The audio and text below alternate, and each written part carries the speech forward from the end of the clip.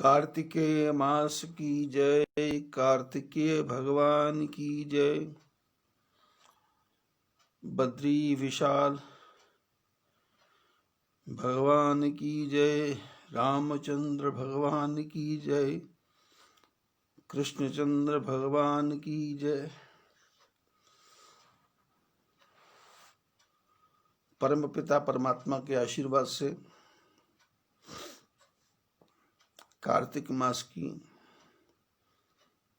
ये कथा निरंतर चल रही है और इस कार्तिक मास में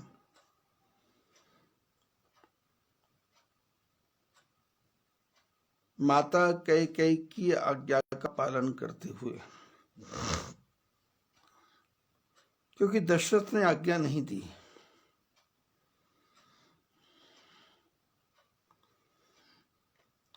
ये मनुष्य का शरीर दशरथ है,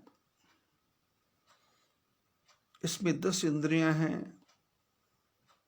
10 इंद्रियों में 10 घोड़े हैं और घोड़ों की लगाम जिसके हाथ में है वो है दशरथ। और ये दशरथ हमेशा ये चाहता है कि मेरे मन की इच्छा पूरी हो, मेरे मन की कामना पूरी हो और मैं इस रथ को जिस रास्ते पे लेके जाऊं ये रथ उसी रास्ते पे चले। पिछले प्रसंगों में मैंने चर्चा की थी कि दशरथ के रघुकुल में नियम था, रघुकुल रीत सदा चली आई, पर प्राण जाए पर वचन न जाई। लेकिन दशरथ ने उसी परंपरा को तोड़ दिया।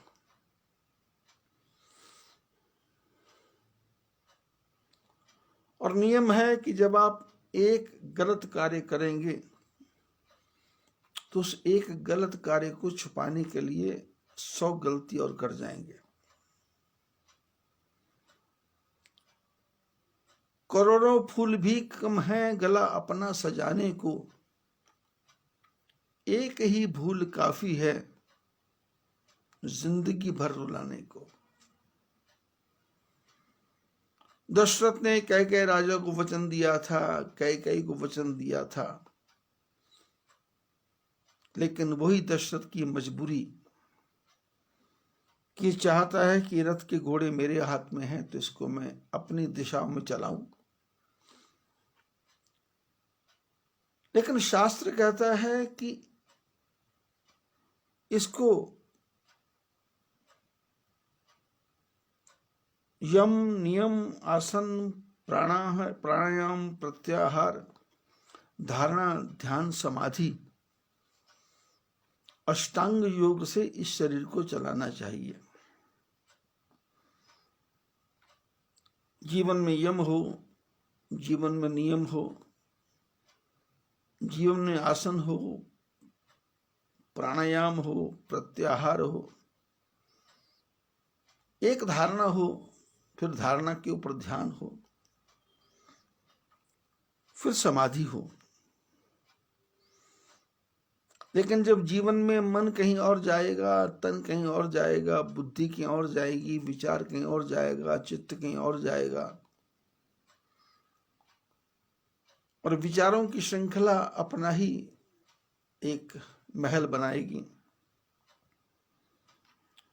तो फिर दशरथ बन जाएगा। और दशरथ में विशेषता यह है कि वो चाहे तो इसको भगवान की तरफ भी ले जा सकता है, इसको संसार के गड्ढे में भी गिरा सकता है।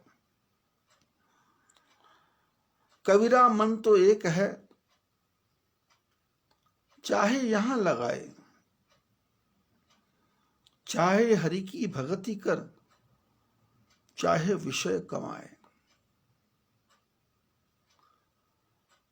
दशरथ का जन्म तो दिलीप के अज के वंश में हुआ, लेकिन दशरथ अपनी इंद्रियों के वश में हो गया और इंद्रियों के वश में होने के कारण सांझ समय सानंद नृप गयो कैकेयी गए। यदि दशरथ कैकेयी के महल में ना जाते तो इतना बड़ा कांड ही नहीं होता। या दशरथ भरत को राजा बनाने की घोषणा कर देते और भरत जी को बुला लेते, तो भरत जी आकर के बोल देते कि मैं राज्य नहीं लूंगा, तो रानी कैकेयी को भी राम जी को राज्य देना पड़ता। लेकिन मनुष्य के जीवन की गलतियां हैं, और ये जब एक बार इसका कदम डगमगा जाए तो फिर संभलना मुश्किल है। महापुरुषों ने कहा कि परमात्मा कहते हैं, मैंने मानुष जन्म तुझको हीरा दिया, जो तू बिरथा गवाए तो मैं क्या करूं। खाने को तुझको फल और फूल दिए, जो तू विष्ठा को खाए तो मैं क्या करूं। परमात्मा ने तो प्यारी सृष्टि बनाई थी, पर हमने अपने जीवन को ऐसे अंधकार में डाल दिया। जीभ के स्वाद के कारण, आंखों के कान के स्वाद के कारण, मन के स्वाद के कारण जीवन भटक गया।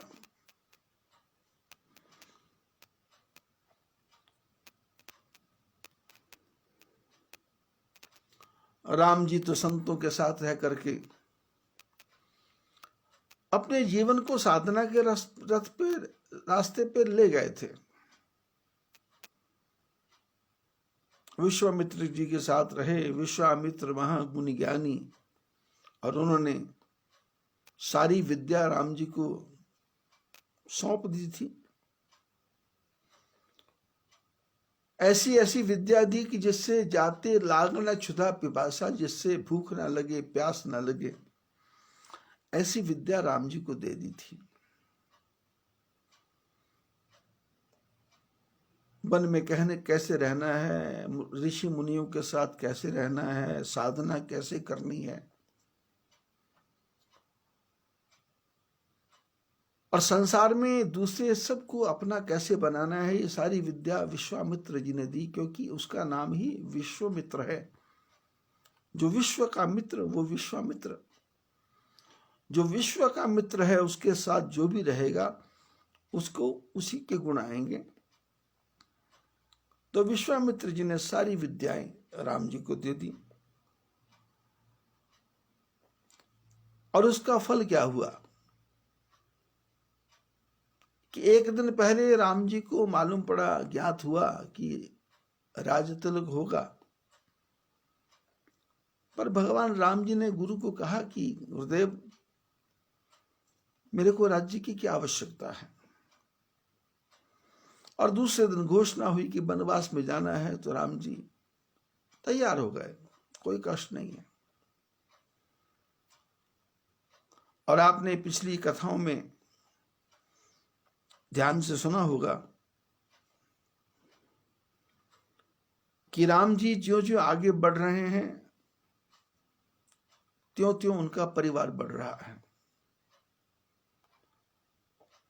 केवट भी उनका सेवक हो गया, निषाद भी उनका सेवक हो गया, जंगल में ऋषि मुनि भी उनके मित्र बन गए, देवता भी उनको चाहते हैं, और जंगल के जो कोल किरात भिल्ल बनचारी, भील कोल किरात हैं, वो भी आकर के राम जी के पास बैठते हैं। राम जी के पास जब संत लोग आते हैं तो दंडवत प्रणाम करते हैं राम जी को, और जब देवता आते हैं तो उनको प्रणाम करते हैं, और जब जंगल के जंगली लोग आते हैं तो कोल किरातन के सुनहि जिमि पितु बालक बैन। जंगली लोगों के साथ में राम जी कैसे बातें करते हैं, जैसे बालकों की बातें पिता सुनता है। राम कहते हैं संत महापुरुष हैं तो उनको दंडवत प्रणाम, और देवता स्वार्थी हैं,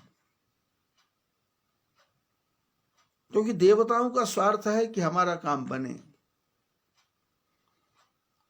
और संसार में यदि आप विचार करके देखें तो हम जितने भी लोग हैं सब देवता की श्रेणी में आते हैं। हमारा काम बन जाए, हमारा काम सुधर जाए, मेरा मेरे परिवार का काम ठीक हो जाए, बाकी मेरे को किसी की पड़ी नहीं है।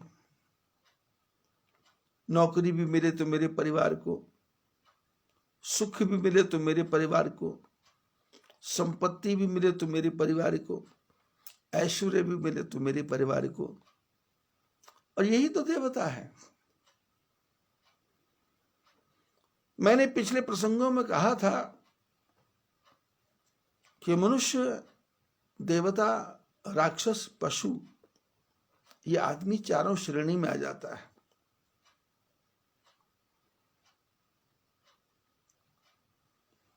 अकबर ने बीरबल से कहा था कि बीरबल लाओ ऐसा नर,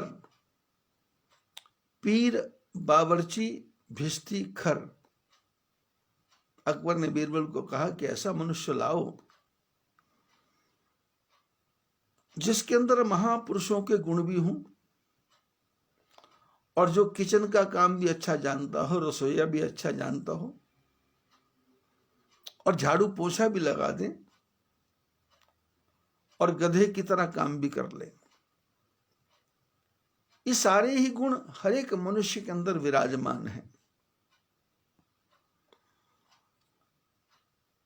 कभी इससे अकेले में बैठ के बात करो तो ये ऐसी ऐसी ज्ञान की बातें करेगा।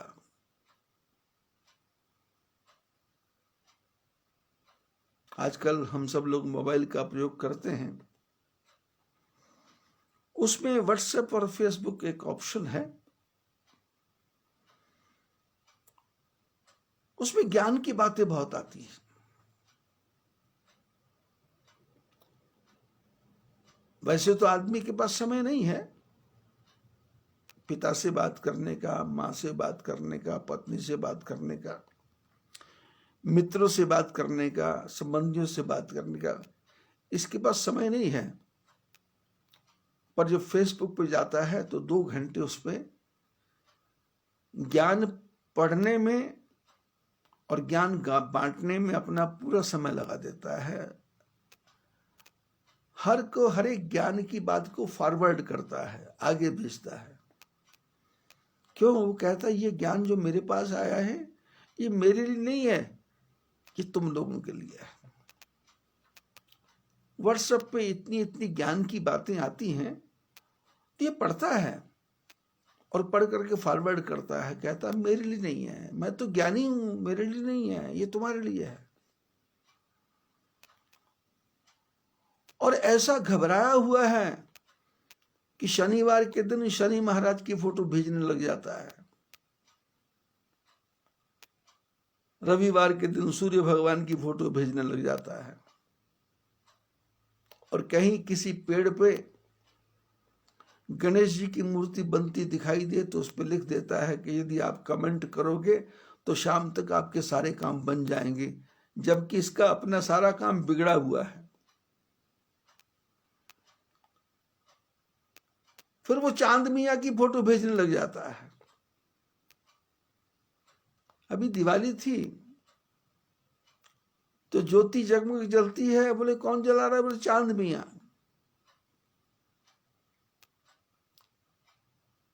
चांद मियां जला रहा है। इसको पता नहीं है कि तुम्हारे राम जी के राज्याभिषेक की बातें हैं, तुम राम जी के बारे में लिखो, क्योंकि इसको बुद्धि नहीं है, समझ नहीं है, बस समय पास करना है। 1 घंटा, 2 घंटा, 3 घंटा, और फिर एक ही आदमी 200 पोस्ट कर देता है। अरे 200 पोस्ट में से यदि तुमने एक भी पढ़ करके स्वयं ग्रहण कर ली हो तो तुमको तो पोस्ट आगे भेजने की फुर्सत ही नहीं मिलेगी। अपने जीवन में आचरण करना है। वेदों से किसी ने पूछा पशु कौन, तो वेदों ने कहा पश्यति पशु, जो देखे वो पशु। उस पर आचरण नहीं करे, उस पर मनन नहीं करे, उस पर ध्यान नहीं दे, उस पर विचार नहीं करे, बस देखे। पशु पशु देखता है, उसके अंदर जो छोटी मोटी भावनाएं हैं वो क्षणिक हैं। पशु का बच्चा मर जाता है, क्षणिक दुख होता है, और आदमी का बच्चा मर जाए तो मां 12 महीने एक ही शब्द बोलती है, मेरे पेट का गोला था, मेरे पेट का गोला था, मेरे पेट का गोला था। अरे वो गोला क्या था? तेरे पेट की रसौली थी। पूर्व जन्म में तुमने पाप किए थे, उस पाप का दंड देने के लिए, अपने पूर्व जन्म का कर्जा लेने के लिए, जो तुमने पिछले जन्म में उससे लिया था, उसका कर्जा तुम्हारे से लेने के लिए वो आया था और कर्जा लेकर के चला गया। तुम गोला समझो चाहे कुछ समझो। मैंने ऐसे ऐसे परिवार देखे हैं, बेटी की शादी करनी थी,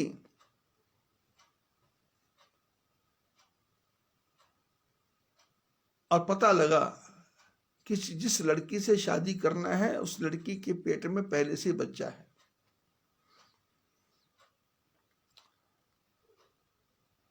उसके पेट में पड़े हुए बच्चे को मरवाया और उसके बाद में बेटा बेटी की शादी हुई। उस लड़की के पेट में बच्चा मरा, इनको एक क्षण भी दुख नहीं हुआ।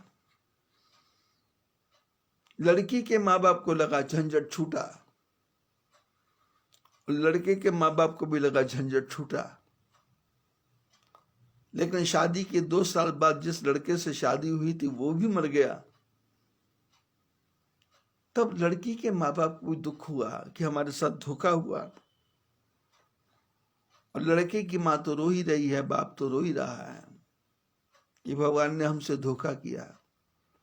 अरे तुमने परमात्मा के दिए हुए जीव को मार दिया शादी के पहले, उसका दंड तो तुमको भोगना ही था। ये तो बहुत कम दंड तुमको मिला। तुम्हारे को तो इतना दंड मिलना चाहिए था कि तुम्हारे सामने कम से कम 100-200 लोग तुम्हारे परिवार के मरते, तो उस जो पेट में बच्चा मरा उसकी आत्मा को शांति मिलती। वो पेट में जो टुकड़े टुकड़े करके औजारों के साथ डॉक्टर ने टुकड़े टुकड़े करके उसके लोथड़े उड़ा करके बाहर निकाले, उसका दंड तो तुमको मिलना चाहिए था। अरे हमारे शास्त्रों में तो एक चींटी को मारना की भी अपराध है। एक हमारे घर में कोई चिड़िया पक्षी कोई घोंसला बना देता है और परिवार में किसी को अच्छा लगता नहीं, वो देखता है चिड़िया गंदगी कर रही है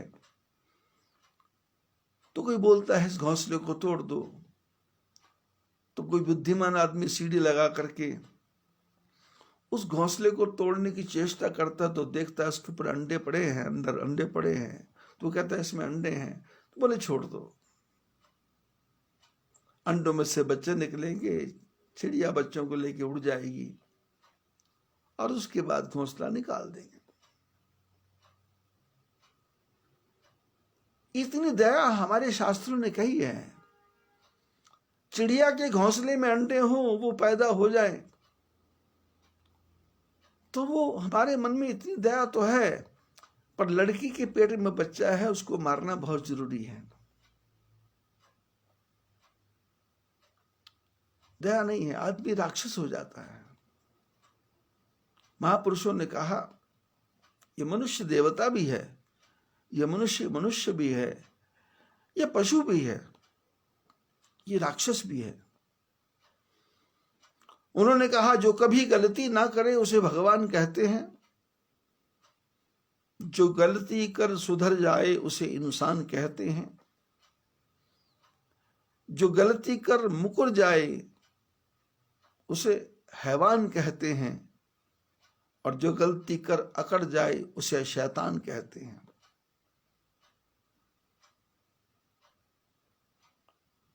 और महापुरुषों ने तो कहा कि मनुष्य का जीवन जो है ये तो गलतियों का ही समुद्र है, लेकिन मनुष्य के लिए एक गलती, बस एक गलती, वो दोबारा नहीं होनी चाहिए। वो चाहे क्रोध के बारे में हो, चाहे वो लोभ के बारे में हो, चाहे मोह के बारे में हो, चाहे वो अहंकार के बारे में हो, चाहे वो किसी के बारे में हो, गलती एक बार। पश्यति पशु, पशु जो देखता है बस सिर्फ देखता है, और मनुष्य देखता है, विचार करता है, और विचार करके उनको अपने हृदय में उतारता है। मैंने देखा है परिवारों में लोग कॉपियां बना रखी है, भजनों की कॉपियां, 200-200 पन्ने के भजन, 300-300 पन्ने के भजन, 400-400 पन्ने के भजन, लेकिन परिवार में जब कलेश करना हो तो यही सबसे आगे हो जाता है, बंटवारा करना हो तो यही सबसे आगे हो जाता है, झूठ बोलना हो तो यही सबसे आगे हो जाता है। जबकि पूरे भजनों में झूठ की चर्चा नहीं है। उसमें तो लिखा है ये संसार छोड़ के जाना है, ये जीवन कागज की पुड़िया, बूंद पड़े गर जई है रे। ये तन है कपास का बूंदा, आग लगे जर जई है रे। मन पछतई हो अवसर बीते, मन पछतई हो अवसर बीते। भजन में तो ये लिखा है, लेकिन जब प्रैक्टिकल में ये आता है तो इसको सारी भजन, सारी रामायण, सारी गीता, सारी भागवत, इसको पूछो क्या करते हो? बोले 24 घंटे, प्रातःकाल 4 बजे से लेकर रात की 11 बजे तक टीवी के ऊपर सत्संग ही सत्संग सुनता हूं, सत्संग ही सत्संग सुनता ही है, पर उसके एक शब्द को भी हृदय में उतारा क्या? एक से बढ़ के एक विद्वान ज्ञान की चर्चा, ज्ञान की बातें कर रहे हैं, लेकिन इसके मन में एक उतरता नहीं है। व्हाट्सएप पे लगा है, फेसबुक पे लगा है, और दूसरों को भेजता जा रहा है, और दूसरा भी देख करके आगे भेजता जा रहा है। फिर उसके बाद में शनि महाराज की फोटो, इसको लाइक करो, शाम को वरदान मिलेगा। अरे मूर्खो, शनि तुम्हारा क्या बिगाड़ेगा? तुमने तो अपना खुद ही बिगाड़ रखा, तुम डरपोक आदमी हो, शनि तुम्हारा क्या बिगाड़ेगा? अरे तुम्हारे कर्म अच्छे हैं तो किस्मत तुम्हारी दासी है। अरे बड़े बूढ़ों की सेवा की तो घर में मथुरा काशी है। बड़े बूढ़ों की सेवा तो करना नहीं, कर्म अच्छे करना नहीं है, पर किताबों को पढ़ना है, ग्रंथों को पढ़ना है, पर आचरण नहीं करना। जे आचरे ही तो नर न घनेरे, रामायण में भी लिखा है, जो आचरण करें ऐसे आदमी ज्यादा नहीं है। और गीता में तो स्पष्ट लिखा है, मनुष्यानाम सहस्रेषु केचित यतिति सिद्ध है। हजारों मनुष्यों में से कोई एक बिरला होगा जो पढ़ता होगा, विचार करता होगा, मनन करता होगा, फिर उसके बाद में उस पर चलता होगा। पढ़ना नहीं है, चलना है। आपका ज्ञान यदि समय रहते आपको ज्ञान नहीं हुआ तो फिर पढ़ने से क्या फायदा?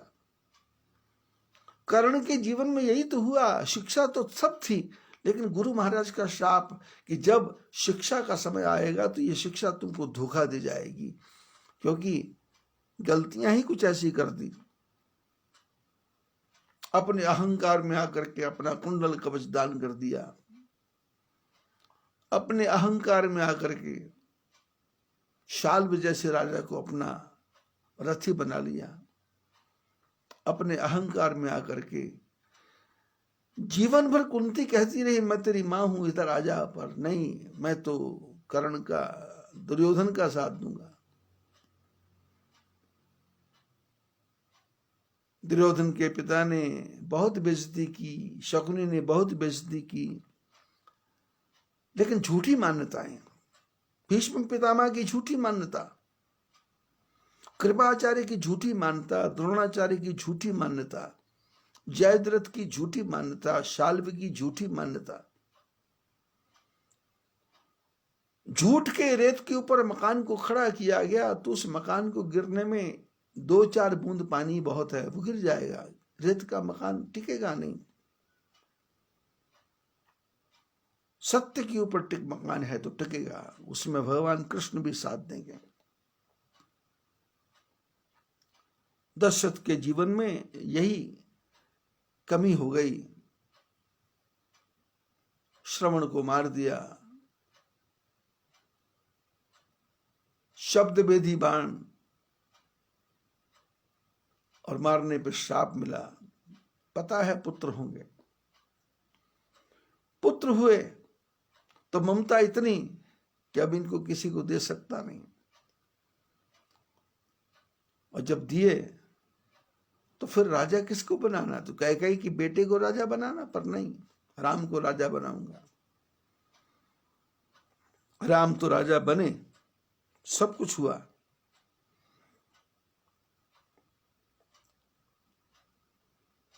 जो जो हम रामायण को पढ़ रहे हैं, जो जो हम रामायण के अंदर डूब रहे हैं,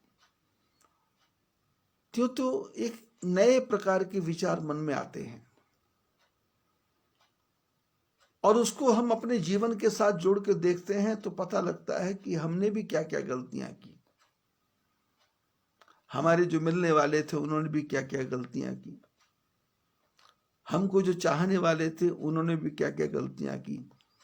तो फिर हम आपस में मिल करके उन गलतियों को सुधार करते हैं, क्योंकि आदमी क्या है, जो कभी गलती ना करे उसे भगवान कहते हैं, जो कभी गलती ना करे उसे भगवान कहते हैं, जो गलती कर सुधर जाए उसे इंसान कहते हैं, जो गलती कर सुधर जाए उसे इंसान कहते हैं, जो गलती कर मुकर जाए उसे हैवान कहते, पशु कहते हैं, और जो गलती कर अकड़ जाए उसे शैतान कहते हैं। हम 1 मिनट में शैतान बनने को तैयार हैं।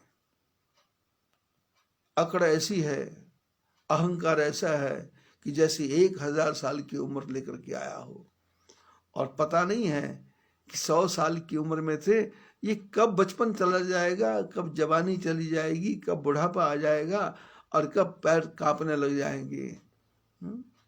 छोटी छोटी बीमारियां घेर लेंगी,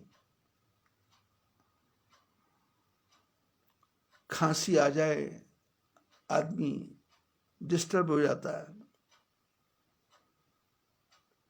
आंखों में मोतियाबिंद आ जाए आदमी डिस्टर्ब हो जाता है, दांत में दर्द हो जाए आदमी डिस्टर्ब हो जाता है, जीभ में छाले पड़ जाए आदमी डिस्टर्ब हो जाता है, लीवर में अल्सर हो जाए तो आदमी डिस्टर्ब हो जाता है, और शरीर के अंदर कहीं बाल तोड़ छोटा सा फोड़ा हो जाए तो आदमी डिस्टर्ब हो जाता है।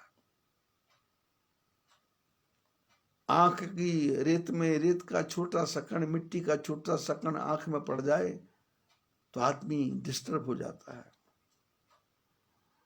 ज्यादा औकात नहीं है आदमी की, आदमी की ज्यादा औकात नहीं है, आदमी क्षणिक है। तेज हवा चल जाए इसको निमोनिया हो जाएगा, तेज हवा चल जाए इसके सिर में दर्द हो जाएगा, तेज हवा चल जाए इसको जुकाम हो जाएगा, भोजन ज्यादा खा ले पेट खराब हो जाएगा, भोजन कम खा ले पेट खराब हो जाएगा, व्रत कर ले तो पेट खराब हो जाएगा, व्रत ना करे तो पेट खराब हो जाएगा। समझ आता नहीं है कौन सी कसौटी पे ये रहेगा, क्योंकि शास्त्रों को पढ़ करके इसने जीवन को जिया नहीं है, इसने लोगों की सुना सुनाई बातें पर जीवन जिया है। जैसे पंजाब में चले जाए तो सवेरे 8 बजे ही 3-3 परांठे खाते हैं लोग, दोपहर को खाना, शाम को खाना, रात को खाना, रात को 12 बजे भी खाना, और फिर सो जाना। और गुजरात की तरफ चला जाए तो दिन में दाल चावल सब्जी रोटी, प्रातःकाल अंकुरित दालें या हल्का फुल्का नाश्ता, और शाम को टिकड़ा बना लिया, पराठा बना लिया, और उसके साथ भिंडी का साग बना लिया, उसको खा लिया। रात को 1 कप दूध पी लिया। शरीर स्वस्थ है, शरीर खराब नहीं है।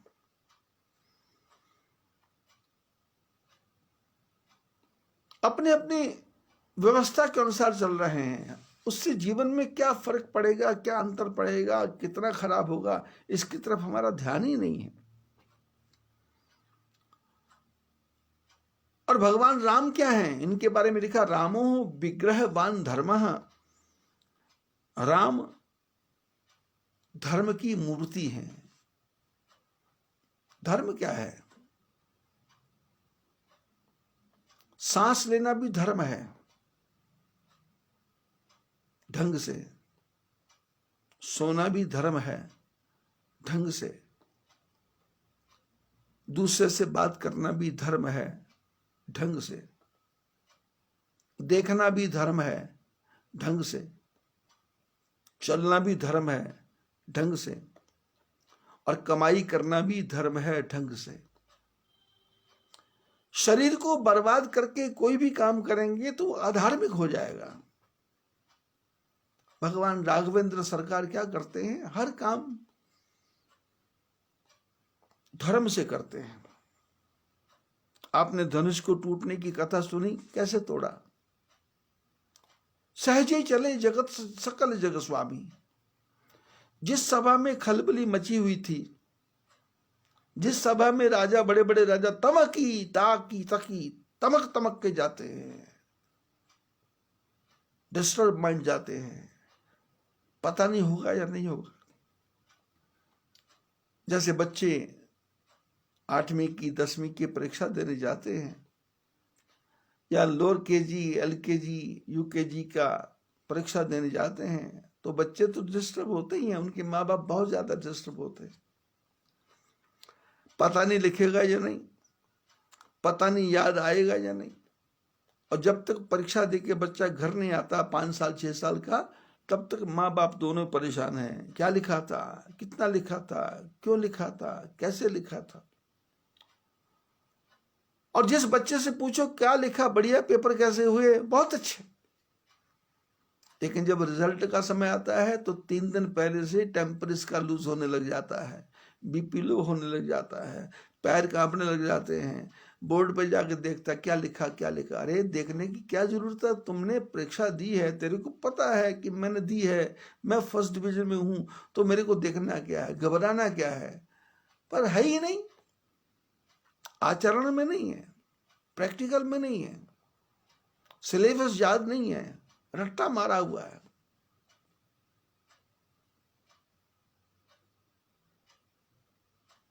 परीक्षा का समय आएगा तो 10 साल के पेपर लेके बैठ जाएगा, ये आएंगे। अरे ये नहीं आएंगे, मेरे को पूरी पुस्तक याद है, जो भी आएगा मैं लिखूंगा। मेरे को पुराने गजट देखने की क्या जरूरत है, मेरे को पुराने पेपर देखने की क्या जरूरत है। मैं एक्सपर्ट हूं, और मैं जो आएगा लिख दूंगा।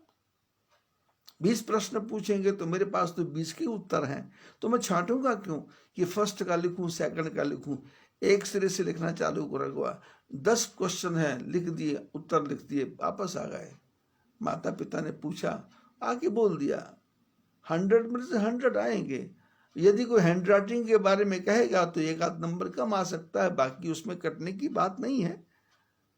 और जो एग्जाम लेने वाला है, जो कॉपी जांचने वाला है, वो भी तो थोड़ा बुद्धिमान होगा, उसको भी तो समझता है कि हैंड राइटिंग के इसका नंबर क्यों काटे, इसने पूरा पूरा लिखा है, क्वेश्चन ठीक है, अब हैंड राइटिंग में थोड़ा बहुत है तो उसको एडजस्ट करें।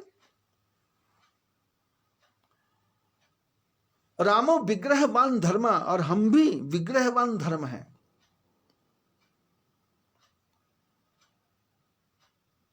हमको अपनी, मैं पत्नी हूं, उसके उसके बारे में मेरे को ज्ञान है क्या कि मैं पत्नी का धर्म आचरण ठीक कर रही हूं क्या?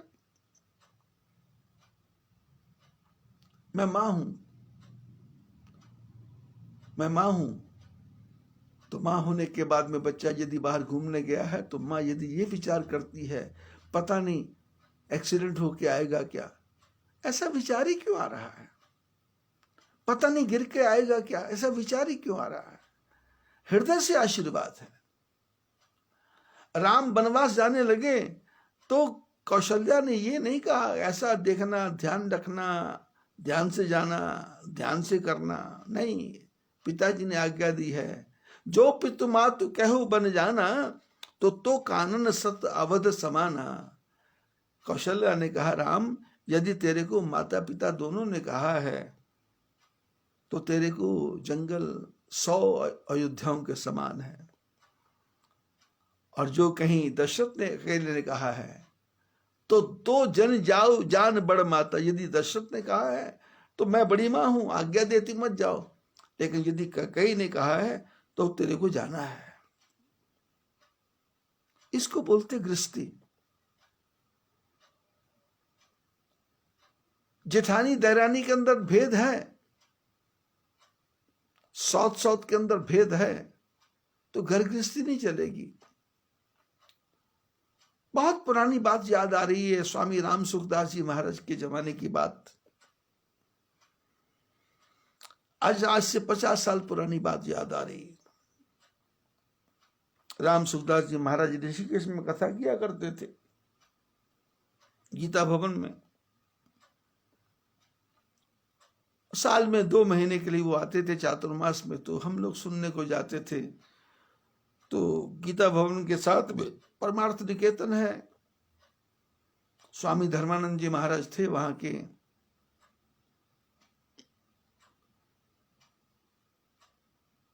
आश्रम के मालिक, उनसे मेरा अंतरंग स्नेह था। क्योंकि जितने भी बड़े बड़े महापुरुष हुए हैं, चाहे वो सत्यमित्रानंद जी हो, स्वामी धर्मानंद जी हो, चाहे राम सुखदास जी हो, चाहे डोंगरे जी महाराज हो, चाहे राम किंकर जी उपाध्याय हो, जितने भी बड़े बड़े विद्वान हुए, मेरा उनके साथ ऐसा रहा साथ कि जैसे एक साथी साथी का हो। क्योंकि बचपन से ही मेरे अंदर इतनी प्रौढ़ता आ गई थी, इतना एक ठहराव आ गया था कि बड़े बड़े महापुरुष भी समझते थे कि इसको ज्ञान देना चाहिए, ये ज्ञान को टिका लेगा, ये ज्ञान को पी जाएगा, ये ज्ञान को ग्रहण कर लेगा। तो जिन जिन महापुरुषों के साथ रहा, मेरे ऊपर उनके कानून, जो उनके कानून होते थे, वो मेरे को छूट देते थे कि ये जब भी आएगा इसको आने दो। वैसे परमार्थ निकेतन का नियम है, आज तक नियम है कि प्रातःकाल 5 बजे की आरती में आना है, लेकिन मेरे को कभी जाना नहीं पड़ा। राम किंकर जी उपाध्याय का नियम था कि स्टेज पे कोई नहीं बैठ सकता, लेकिन जब मैं पहुंचता था तो वो बुला लेते थे कि वो महात्मा को बुला लो, ऊपर ही बुला लो, यहीं बैठ जाएगा। चाहे वो कानपुर में हो, चाहे वो झांसी में हो, चाहे वो भोपाल में हो, यहां जहां भी उनका प्रोग्राम होता था मैं उनके पीछे जाता था सुनने के लिए। ऐसे ही गुजरात में एक बड़े उच्च कोटि के संत हुए रंग अवधूत, उनके साथ भी मेरा बिलीमोरा के पास आगे जगह है वापी, और उनका नर्मदा किनारे स्थान है। हरिद्वार में भी उनका रहना हुआ। जंबूसर में पिशाचेश्वर महादेव है, वहां भी उनका रहना हुआ।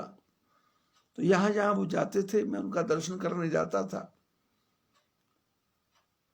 तो वो ऐसे बात करते थे जैसे पिता पुत्र बात करता है, अपने मन के भेद बता देते थे कि ऐसा चाहिए मेरे को, ये ला दो, ये खाऊंगा मैं, ये मेरे को अच्छा लगता है, और मैं ला के देता था और बना के भी देता था। राम सुखदास जी के जमाने की कथा याद आ रही है मेरे को।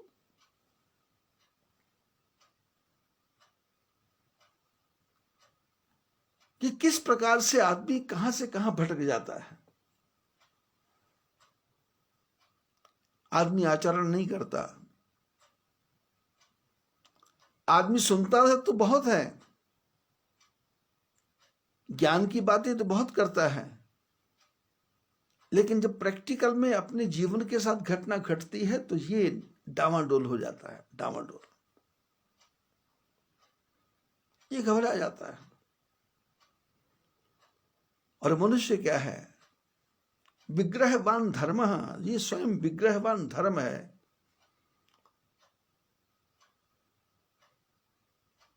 बचपन में हमको सिखाया जाता था कि यदि आपको खड़ाऊ पहन के चलना है तो खड़ाऊ के नीचे रबड़ लगाओ, क्योंकि आश्रम में और महात्मा कोई साधन कर रहा है, कोई भजन कर रहा है, कोई कीर्तन कर रहा है, कोई ध्यान कर रहा है, और तुम खट खट करके चलोगे तो तुम्हारी खड़ाऊ की आवाज़ से डिस्टर्ब होगा, इसलिए खड़ाऊ के नीचे रबड़ लगाओ।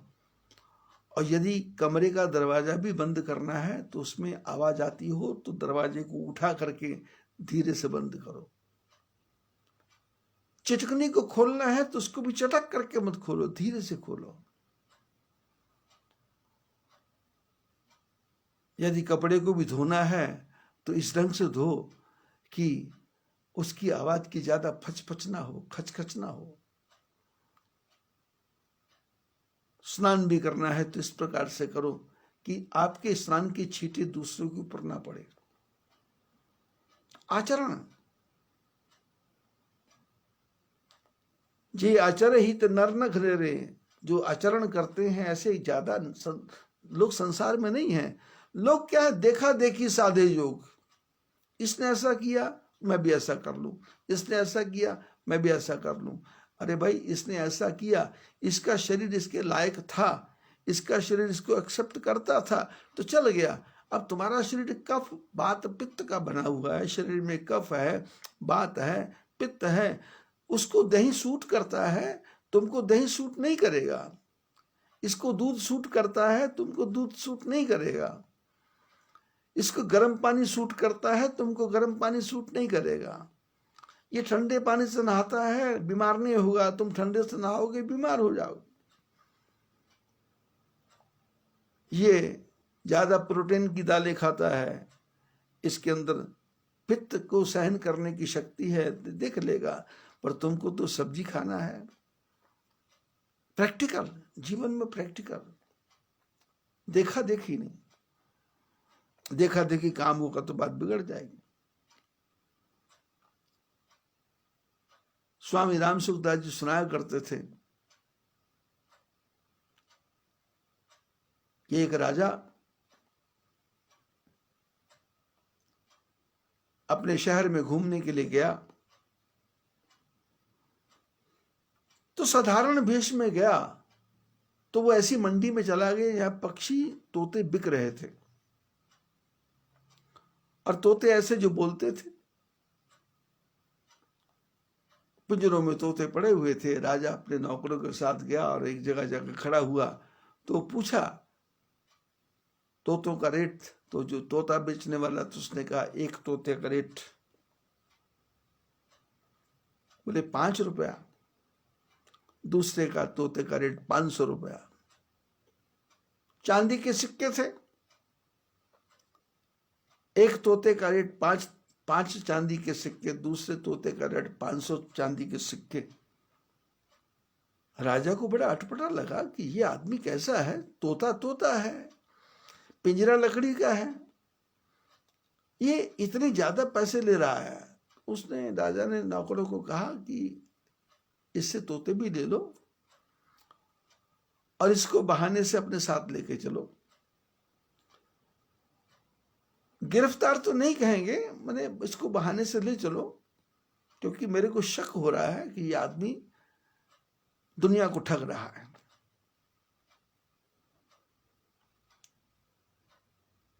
तोते भी ले लो, 505 रुपए दे दिया, तोते ले लिए। और उसको कहा कि साथ चलो अपने सब तोते लेके, हम ये भी बिकवाएंगे, तुम्हारा धंधा अच्छा हो जाएगा।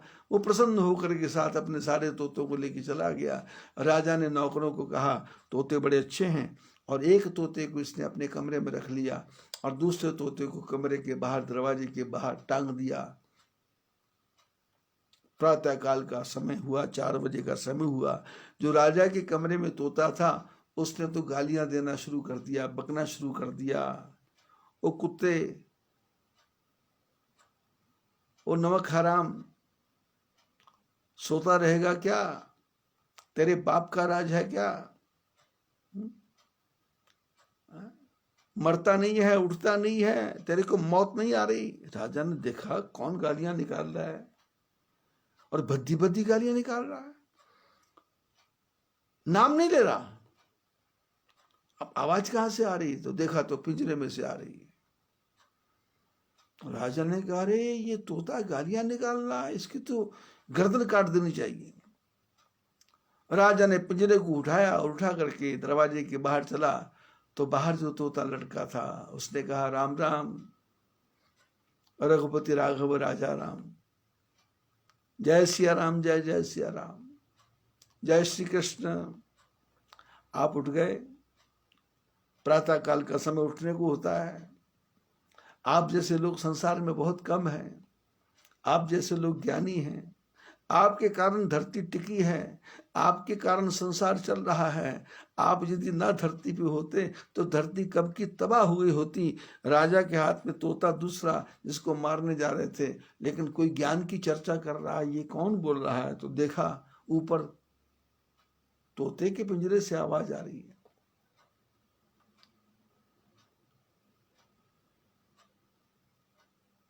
राजा का दिमाग एकदम डिस्टर्ब हो गया, चकरा गया कि ये क्या है। एक ही शिकारी से 2 तोते लिए, एक गालियां दे रहा है, एक ज्ञान की बात कर रहा है। राजा ने कहा रुको रुको, मैं इसको काटूंगा। पिंजरे का तोता बोलता है किसको काटोगे, क्या काटोगे? आत्मा अजर अमर अविनाशी है, आत्मा सच्चिदानंद है। इसके पूर्व जन्म के संस्कारों से इसको ये जन्म मिला है, तुम मार दोगे, ये दूसरे जन्म में चला जाएगा, पर तुमको इसको मारने की हत्या का पाप लगेगा। राजा ने कहा ये गाली देता है। बोले गाली ये नहीं दे रहा। राजा ने कहा तुम इतने ज्ञान की बातें कर रहे हो, ये गालियां दे रहा है। बोले गाली ये नहीं दे रहा, ज्ञान की बातें मैं नहीं कर रहा। बोले फिर कौन कर कौन रहा है? इसने कहा हम दोनों भाई हैं, ये और मैं दोनों भाई हैं, हम एक ही कुल के हैं, एक ही परिवार में पैदा हुए। लेकिन हुआ ये कि मेरे को महात्माओं ने पकड़ लिया, महात्माओं के आश्रम में चला गया और ये चोरों के पास चला गया। अहम मुनीनाम वचनम शृणोमि, शृणोति चासो यवनस्य वाक्यम, न तस्य दोषो न च मे गुणोयम, संसर्गजा दोष गुणा भवन्ति। उस तोते ने, पिंजरे वाले तोते ने कहा कि राजन जिसको तुम मारना चाहते उसका कोई दोष नहीं है और मेरा कोई गुण भी नहीं है। राजा ने कहा तो फिर तुम इतनी अच्छी बातें करते हो। इसने कहा मैंने महात्माओं का संग किया, अहम मुनीनाम वचनम शृणोमि, मैंने महापुरुषों की बातें सुनी है। शृणोति चासो यवनस्य वाक्यम, इसने दुष्टों की बातें सुनी है। न तस्य दोषो, इसका कोई दोष नहीं है। न च मे गुणोयम, मेरा कोई गुण भी नहीं है। संसर्गजा दोष गुणा भवन्ति, अच्छे बुरे संग से आदमी अच्छा बुरा हो जाता है।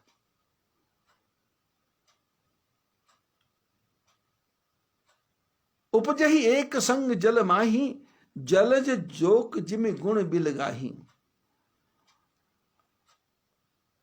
बोले पानी में कीचड़ है, कीचड़ में कमल खिलता है और उसी कीचड़ में जोंक होती है। उपजहि एक संग जल माही, एक साथ दोनों पैदा हुए। जलज जोक जिमि गुण बिलगाही, कमल और जोक के दोनों के गुण अलग हैं। कमल हाथों में रखो, सम सुगंध कर दोई, दोनों हाथों को सुगंधित कर देता। अंजलि गत शुभ सुमन जिमी, सम सुगंध कर दोई। अपनी अंजलि में, अपनी मुट्ठी में आप फूलों को रखोगे तो फूल भेदभाव करते नहीं हैं, दोनों हाथों में सुगंधी कर देते हैं। कमल कीचड़ में है लेकिन हाथ में आया तो इसने सुगंधी फैला दी, और उसी कीचड़ में पैदा होने वाली जोंक हाथ में आई तो उसने हाथ में से खून चूसना शुरू कर दिया। उपजे ही एक संग जल, एक साथ पैदा हुए हैं जोंक और जलज। जस जोंक जस जलज, दोनों ही एक ही जाति के, एक ही नाम के हैं, एक ही नाम राशि है, लेकिन गुण कैसा है। जोंक को कोई चाहता नहीं है, कमल को हर आदमी चाहता है। राम सुखदास जी महाराज कहा करते थे, ऐसे ही मनुष्य का जीवन है। संतों का संग करेगा तो अच्छी अच्छी बातें आएगी, ज्ञान की बातें आएंगी, शुभ आचरण की बातें आएंगी, काम भी करेगा, संसार का व्यवहार भी करेगा, और साथ में जो भी कार्य करेगा उसके साथ किसी को दुख ना हो, किसी को कष्ट ना हो, मेरे से किसी का काम बिगड़े नहीं, ऐसा कार्य करेगा। यदि अपना मकान बनाएगा बढ़िया तो मकान के बाहर 2-4 बल्ब लगा देगा, रात भर वो बल्ब जलेंगे।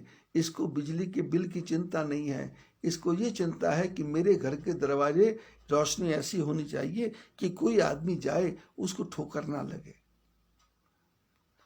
घर के अंदर 200 टोटी लगाएगा तो एक टोटी घर के बाहर भी लगा देगा कि जिससे बाहर जाने आने वाला पानी पी के चला जाए और उसकी प्यास बुझ जाए।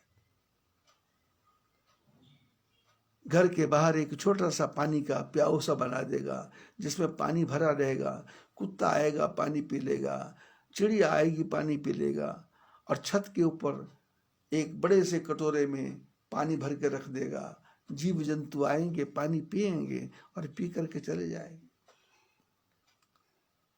अपने मकान में 5 करोड़ रुपया लगाएगा और अपने घर के सामने जो 500 फुट चौड़ी सड़क है उस पर भी सीमेंट की बोरियां लगा करके उसकी सड़क को बिल्कुल ठीक कर देगा, क्योंकि मेरा घर, मेरे सामने किसी को चोट लगेगी तो उसका पाप मेरे को भोगना पड़ेगा। पाप नहीं भी भोगना पड़े तो देखूंगा, उसके चोट लगेगी तो मेरे को भाग के जाना पड़ेगा, तो मेरे घर के आगे किसी को चोट लगे ही नहीं।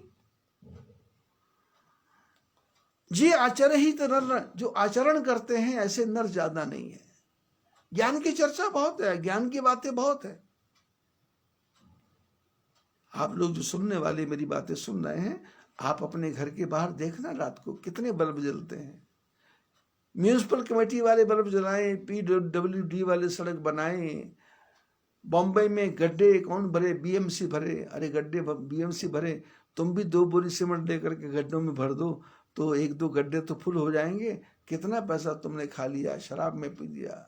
अभी कल से परसों की बात है, गुजरात में नया वर्ष था, लोग होटलों की तरफ भाग रहे थे तो किसी से बात हो रही थी, बोले कहाँ गए? बोले 500 रुपए की थाली। बोले कहाँ गए थे? बोले 800 रुपए की थाली। बोले कहाँ गए थे? बोले 1000 रुपए की थाली। बोले कहाँ गए थे? बोले 2000 रुपए की थाली। नया वर्ष मनाने गए हैं, 2000 रुपए की थाली, रोटी पेट में डाली, 15 रुपए, 20 रुपए, 50 रुपए का खाना तुमने 2000 में खाया, लाभ क्या हुआ? लाभ क्या हुआ? मेरा एक शिष्य है पारस, उसने आजकल नई दुकान खोली है, लुधियाना में नई दुकान खोली है, और वो उसमें क्या आजकल वो पिज्जा, बर्गर, नूडल्स और पता नहीं क्या चाप वाप बोल रहा था। अभी 1 महीना हुआ दुकान खोले, उससे भी कम हुआ है, लेकिन घबरा रहा था, घबरा रहा। रोज रात को 9 बजे घबरा के मेरे को फोन करता है, गुरुजी 30 ही रुपए हुए हैं, गुरुजी 60 ही रुपए हुए। मैंने कहा हो जाएगा यार, शांति रख, हो जाएगा। कल शाम को मैंने फोन किया, मैंने कहा क्या हुआ? बोले 4500 हुआ। मैंने कहा परसों क्या हुआ? बोले 5000 हुआ। और उसके बाद जब एक बात की, बोले 30, और उसके बाद 11 बजे मैंने बात की, मैंने कहा क्या हुआ? बोले 1100 रुपये हो गया। मैंने कहा कैसे? बोले एक ही परिवार आया, 850 का खा के चला गया। लाभ।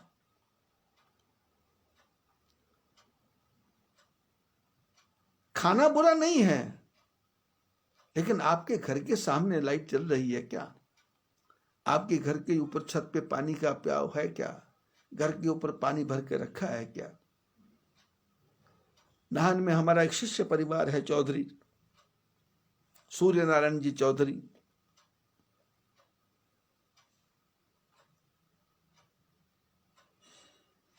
पिछले 20 साल से ठाकुर जी की कृपा से उनका अपना 3 मंजिल का मकान बना, और पिछले 30 साल से वह अपने घर की 3री मंजिल पे जाकर के चावल की कणियां, गेहूं के टूटे टुकड़ों की कणियां ला करके अपने छत पे बिखेरते हैं और कुंडों में पानी भरते हैं, और दुनिया भर की चिड़िया, तोते, पक्षी आते हैं और खा के चले जाते हैं, और चह चह की आवाज़ करते हैं, चहचहाट करते हैं, एक दूसरे को आवाज़ लगाते हैं, भागे चले जाते हैं और देखते रहते हैं कि ये आदमी कब आएगा। सीढ़ी से जैसे ये घुसता है और तोते आवाज़ लगा देते हैं कि आ गया, आ गया।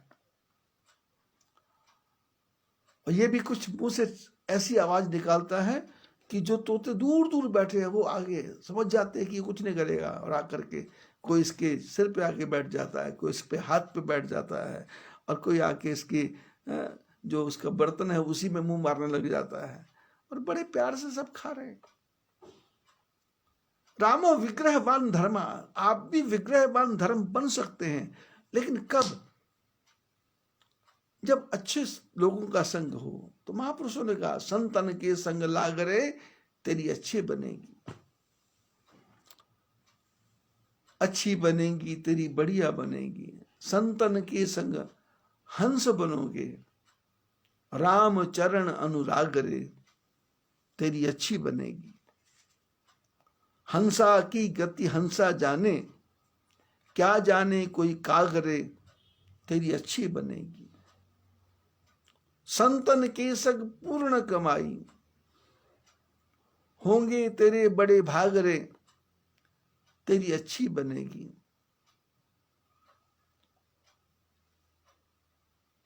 संतन के संग लाग रे तेरी अच्छी बनेगी।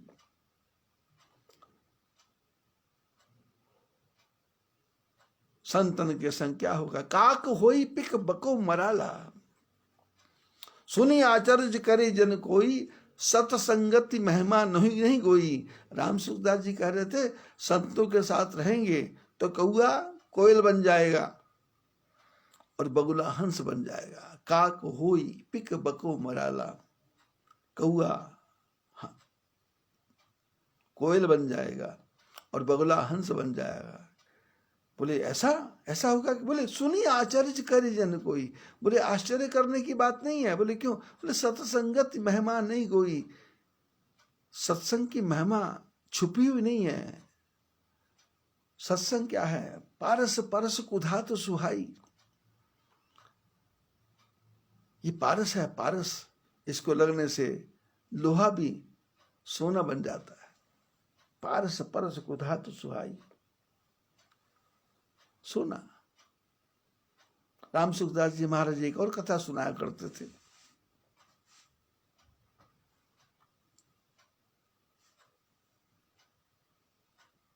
कि मानसरोवर से एक हंस उड़ता उड़ता किसी रेगिस्तान की तरफ आया और थक गया था, तो एक ऐसे पेड़ के ऊपर बैठा जहां पर कौवे बास करते थे। कौवे बास करते थे। ये आया और कौवे ने देखा ये सफेद रंग का कौन सा आ गया, तो झगड़ा शुरू कर दिया। इसने कहा, भाई क्यों झगड़ा कर रहे हो? मैं थोड़ी देर में चला जाऊंगा, बस थोड़ा सा आराम करना है, बस रेस्ट करना, चला जाऊंगा। आपने देखा होगा प्लेटफॉर्म पे, बस स्टैंड पे या पार्क में देखा होगा आपने, नौजवान लड़के बैठे रहते हैं, नौजवान लड़कियां बैठी रहती हैं, सब लोग बैठे रहते हैं, और उसी बीच में कोई बूढ़ा आदमी आ जाए, थका हुआ आदमी आ जाए, तो कोई भी उठने को तैयार नहीं है। यदि जगह भी हो तो वहां झोला रख देंगे, यदि जगह भी हो तो वहां सामान रख देंगे, क्योंकि संस्कार नहीं है कि ये बूढ़े आए हैं इनके लिए जगह छोड़ दे। अब महात्मा है तो उसके लिए तो छोड़ने का प्रश्न ही नहीं है। लाल वस्त्र वाला कोई महात्मा आ गया तो उसके लिए बस में कहीं जगह मिलेगी, असंभव है, क्योंकि बचपन में सिखा दिया गया कि बाबा पकड़ के ले जाएगा, बाबा उठा के ले जाएगा। हमारी फिल्मों में ये दिखाया गया कि बाबा चोर होते हैं, बाबा ठग होते हैं, बाबा डकैत होते हैं, बाबा लुटेरे होते हैं, बाबा सीता को उठा के ले जाते हैं, बाबा बदमाश होते हैं। ये नहीं बताया कि बाबा राम को राम बनाते हैं, राम को ज्ञान देते हैं, राम को सारी शस्त्र विद्या देते हैं। आप महात्मा है, किसी बस में चढ़ जाएं, बस भरी होगी, कोई आपको सीट नहीं देगा, कोई जगह नहीं देगा। आप चाहे बूढ़े हैं चाहे जवान हैं, लाल वस्त्र है ना, कोई बात। आप मौलवी हैं, जितने मर्जी ज्ञानी हैं, आपको बस में जगह नहीं मिलेगी। आप फादर चर्च के प्रीचर हैं, ज्ञानी चर्च के लोग हैं, ज्ञान है, लेकिन आप बस में चढ़ जाए आपको सीट कोई नहीं देगा। सब बैठे हैं, अकड़ अकड़ के बैठे हैं, क्योंकि घर में परिवार में एक ही बात सिखाई गई कि सारा सुख मेरा है, किसी को सुख लेने देना ही नहीं है। यदि कोई ले रहा है तो उसको दुखी कैसे करना है, उसके काम में अड़चन कैसे डालना है। राम सुखदास जी महाराज सिखा रहे थे, समझा रहे थे कथा में कि वो हंस बैठा, कौओं को देखा कि आ गया सफेद रंग का, हम काले काले हैं, ये सफेद रंग का कहाँ से आ गया, हमारे बीच में कैसे आ गया। तो दोपहर का समय था, एक शिकारी उसी पेड़ के नीचे आके बैठा और पेड़ के नीचे बैठ करके वो आराम करने लगा, थका हुआ था। अब थका था तो उसको नींद आ गई तो वो सो गया। वो सोया तो सूर्य जो था, वो सूर्य इस ढंग से था कि उस समय पेड़ की छाया थोड़ी बहुत थी। शिकारी को नींद आ गई और सूर्य आगे बढ़ा तो उसकी रोशनी, उसके प्रकाश, उसकी जलन, उसकी तपश शिकारी के मुंह के ऊपर पड़ने लगी। तो हंस ने ऊपर से देखा कि मैं तो पेड़ पे बैठा हूं, यदि मैं अपने पंखों को चौड़ा कर दूं तो इसकी छाया में ये शिकारी आराम से सो जाएगा, आराम से सो जाएगा। तो हंस ने अपने पंख फैला दिए, पंख फैलाए, चेहरे पे छाया आई, शिकारी ने अपने पैर फैला दिए और बेफिक्र होके आराम की नींद। शिकारी, हंस ने पंख फैलाए, शिकारी आराम से सोने लगा। खराटों की आवाज आई, कौओं ने देखा ये आवाज कहाँ से आ रही, तो देखा नीचे से आवाज आ रही है। कौन? बोले कोई सो रहा है।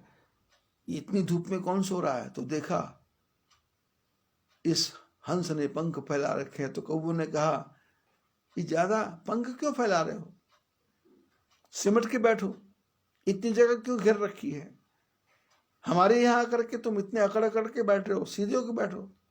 इसने कहा भाई साहब चुप रहो, शांति रखो। बोले क्यों? बोले वो नीचे आदमी सो रहा है। बोले सो रहा है तो सोने दो। बोले नहीं, मैंने पंख इसलिए फैलाए हैं कि ये पंख फैलाने से उसको छाया मिल रही है, वो छाया में सो रहा है। कौओं ने देखा ये छाया में उसको सो रहा है, ये उठेगा तो इससे हंस की बड़ाई करेगा। अब इसकी बड़ाई हो जाएगी तो फिर हमारे को कौन पूछेगा। तो कौओं ने कहा ठीक है, पंख फैला के रहो, पंख फैला के रहो। उनमें से एक कौआ उठा और थोड़ा उड़ा और उड़ करके शिकारी के मुंह का निशाना लेकर के ऊपर से बिष्ठा कर दी। शिकारी के नाक के ऊपर, मुंह के ऊपर बिष्ठा गिरी और कौए सब उड़ गए। हंस पंख फैला के बैठा है, इसको पता नहीं। और शिकारी के ऊपर जब गीला गीला हुआ तो उसने देखा मुंह पे क्या गिरा, हाथ से देखा तो बिष्ठा किसने की, तो ऊपर देखा तो हंस। अरे इस पक्षी ने मेरे ऊपर बिष्ठा किया और जान के की है। इसने धनुष पे बाण चढ़ाया और तीर मारा और हंस पटक से नीचे गिरा। हंस को गिरता देख करके शिकारी को लगा कि ये विष्ठा किसने की, तो लगा कि हंस की तो नहीं है, ये तो किसी कौए की है। तो शिकारी ने कहा, हंस मेरे से गलती हो गई, मैंने तेरे को मार दिया, तेरी कोई गलती नहीं है। हंस ने कहा, गलती मेरी भी नहीं है, गलती तेरी भी नहीं है। तो बोले फिर क्या? बोले मैंने दुष्टों का थोड़ी देर साथ किया, ये उसका दंड मेरे को भोगना पड़ा। दुष्टों का मैंने साथ किया, उसका दंड मेरे को भोगना पड़ा। तेरे को कोई पाप नहीं है, तूने तो जो करना था किया, मैंने जो करना था किया, पर मैं दुष्टों के साथ थोड़ी देर बैठ गया, इसलिए मेरे को मौत के गले लगाना पड़ा, मौत मेरी आ गई। दुष्टों का साथ नहीं करना चाहिए, दुष्टों का संग नहीं करना चाहिए। दुष्ट संग जन देई विधाता, ताते भलो नरक करवासा। दुष्ट के साथ भी नहीं रहना। गांजा, सुल्फा, भांग, तमाकू ये खाने वालों का संग नहीं करना। निंदा करने वाले, चुगली करने वाले, दूसरों का बुरा सोचने वाले, दूसरे को अपमानित करने वाले, दूसरों की इंसल्ट करने वाले, सास की बेइज्जती कैसे करना, ससुर की बेइज्जती कैसे करना, भाई की बेइज्जती कैसे करना, बहन की बेइज्जती कैसे करना, मैंने ऐसा कहा था तो ऐसा हुआ, मैंने वैसा कहा था वैसा, ऐसे लोगों का संग नहीं करना।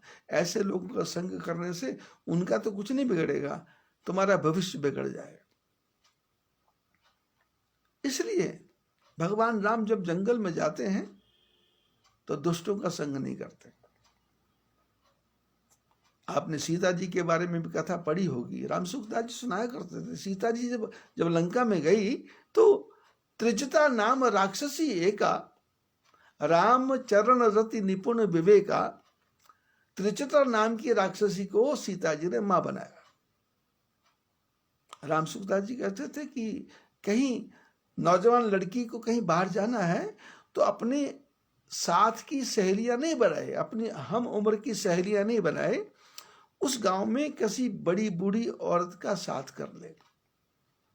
अपने से ज्यादा उम्र की दादी हो, परदादी हो, नानी हो, फूफी हो, चाची हो, ऐसी उम्र की औरत का साथ करे तो वो तुम्हारे को संभाल के रखेगी, तुम्हारे को गलत रास्ते पर नहीं जाने देगी।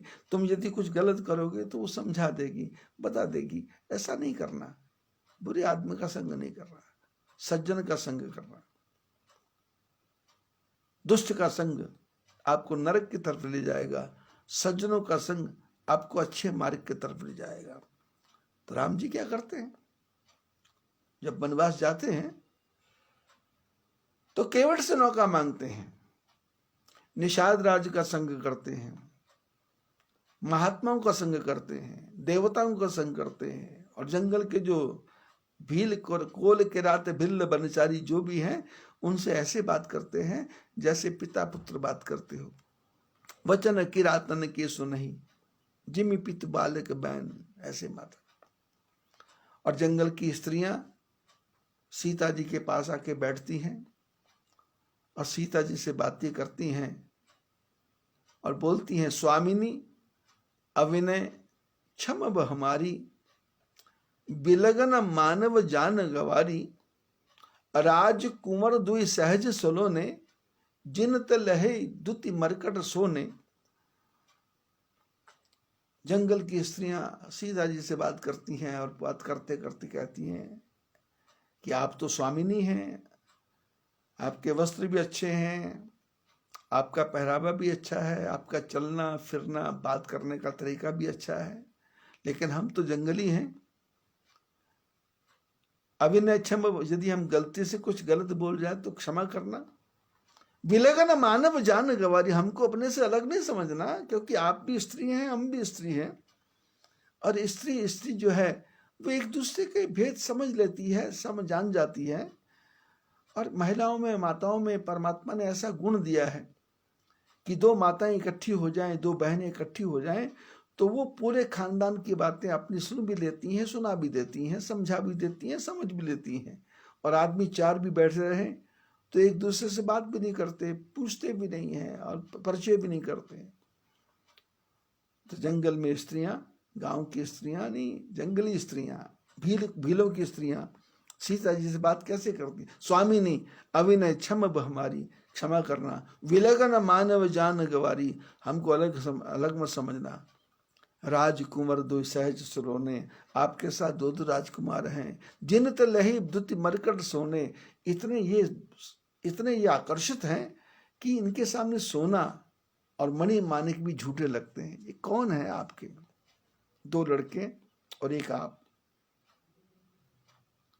तो सीता जी कितने सुंदर ढंग से उत्तर देती है। लक्ष्मण जी की तरफ देख के कहती है, ये मेरा देवर है,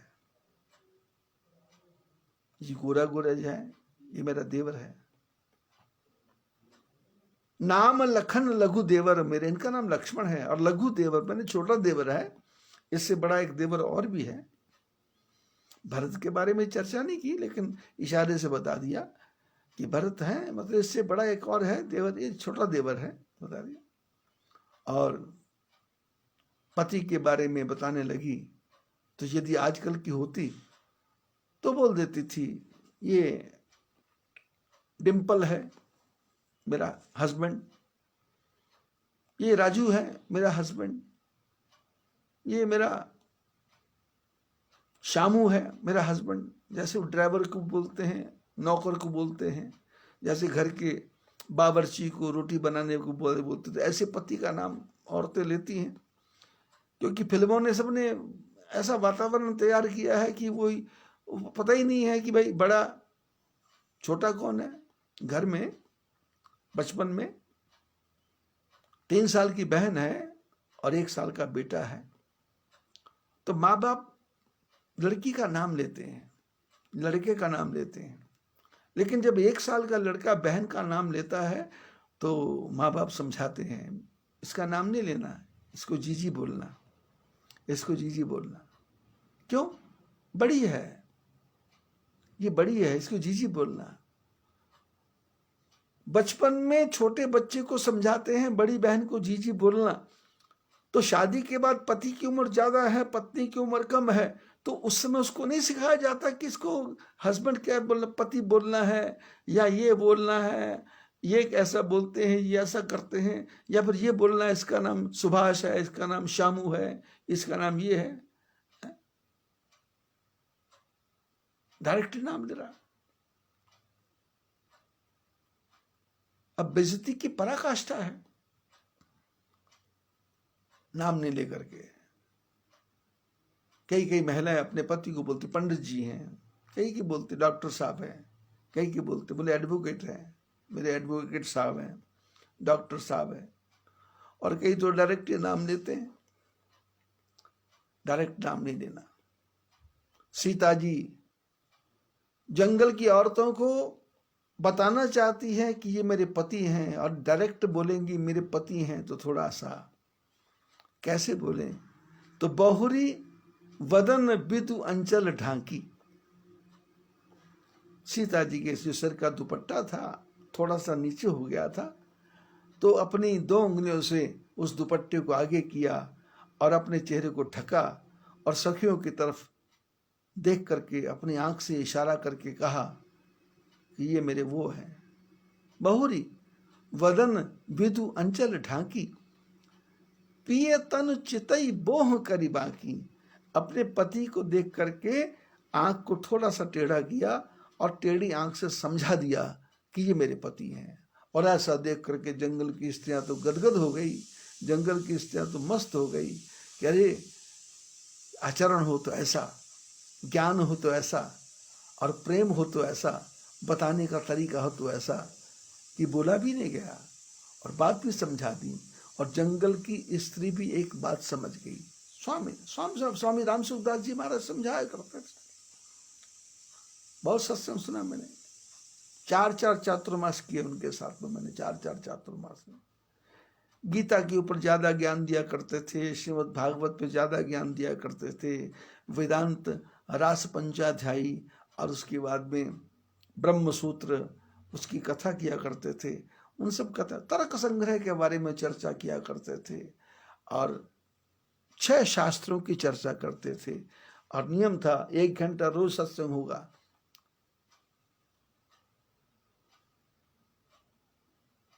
सत्संग हाल का दरवाजा 5 बजे के बाद बंद हो जाएगा, उसके पहले जो आया आ गया है। 4 बजे का समय है तो 4:01 पे दरवाजा बंद, फिर अंदर कोई नहीं आ सकता। भगवान राम वनवास में गए तो किससे रास्ता पूछते हैं? भरद्वाज ऋषि से। और रहने के लिए मकान किससे पूछते हैं? वाल्मीकि ऋषि से। और ज्ञान किससे पूछते हैं? अत्रि अनसुईया से। रहते कहाँ हैं? चित्रकूट रघुनंदन छाए, आए नहीं, चित्रकूट रघुनंदन छाए, वैसे है लिखा क्या है? चित्रकूट रघुनंदन आए। पर गोस्वामी जी कहते हैं ना, चित्रकूट रघुनंदन छाए। छाए मतलब देवताओं पे भी छा गए, ऋषियों पे भी छा गए, और कोल किरात भिल्ल बनचारी उन पे भी छा गए। और जंगल के पक्षी, जंगल के जो मृग हैं वो आते हैं और आकर के राम लक्ष्मण को देखते हैं। तो कोई कहता है कि रे भागो भागो मारेंगे, तो पक्षी जो जानवर हैं वो एक दूसरे को कहते हैं ये हमको मारने नहीं आए हैं, ये तो दुष्ट राक्षसों को मारने आए हैं, ये हमको मारने नहीं आए हैं, इनसे डरने की कोई आवश्यकता नहीं है। आपका जीवन कैसा? आप यहां जाओ, वहां छा जाओ। छाओगे कैसे? जब आप किसी की बुराई नहीं करोगे, किसी की निंदा नहीं करोगे, किसी की चुगली नहीं करोगे, किसी के बारे में बुरे शब्दों का प्रयोग नहीं करोगे, किसी को पुराने लोगों की चर्चा करके अपने नंबर नहीं बढ़ाओगे, तुम ज्यादा बातें करके अपने नंबर नहीं बढ़ाओगे, जितना है उतना ही बताओगे, तो छाए। हमको छाना है। चित्रकूट, स्वामी राम सुखदास जी कहते थे, चित्रकूट रघुनंदन छाए, ऐसे छाए। समाचार सुन सुन मुनि आए। समाचार सुन सुन के महात्मा भी आ रहे हैं, सत्संग करेंगे, देवता भी आ रहे हैं, सत्संग करेंगे, कोल किरात भिल्ल भी आ रहे हैं, सत्संग करेंगे, और जंगली पक्षी भी आ रहे हैं, सत्संग करेंगे। और किस प्रकार से आए? ये चित्रकूट रहने की जगह किसने बताई? चित्रकूट कैसे पहुंचे? और चित्रकूट को ही क्यों पसंद किया? क्योंकि महात्मा लोग कहते हैं ये हमारा चित्त ही चित्रकूट है, ये चित्त चित्रकूट है, हमारे शरीर में जो चित्त है ये चित्रकूट है। इस चित्रकूट में जब तक भगवान प्रवेश नहीं करेंगे तब तक ये शरीर का कल्याण नहीं होने वाला है। इस चित्त में संसार भरा हुआ है, इस चित्त में स्वाद भरा हुआ है, इस चित्त में संसार की तृष्णाएं भरी हुई हैं, इस चित्त में संसार की वासनाएं भरी हुई हैं। उन वासनाओं को साफ करना है। राम जी जब लंका में जाते हैं, वहां जाके भी लक्ष्मण जी झाड़ू लगा के सफाई करते हैं और सुंदर आसन बिछाते हैं, और वहां भी राम जी विराजमान होते हैं। ये किस किस प्रकार की कथा है, ये कथा आगे चलती रहेगी। आप लोग आनंद लें। बोलिए बद्री विशाल भगवान की जय, कार्तिकेय भगवान की जय।